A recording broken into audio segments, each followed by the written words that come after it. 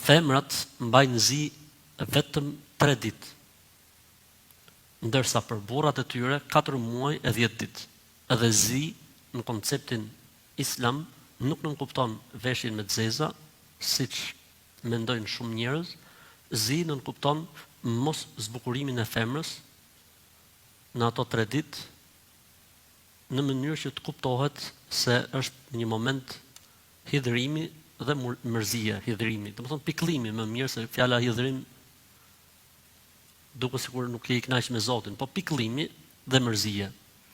Kështu që në këto 3 ditë femra nuk zbukurohet siç zbukurohet zakonisht, nuk vishet ashtu siç vishet zakonisht, por me ato rrobat e, le të themi, që tregojnë se ka ndodhur diçka që e bën atë të jetë më e pikëlluar se zakonisht.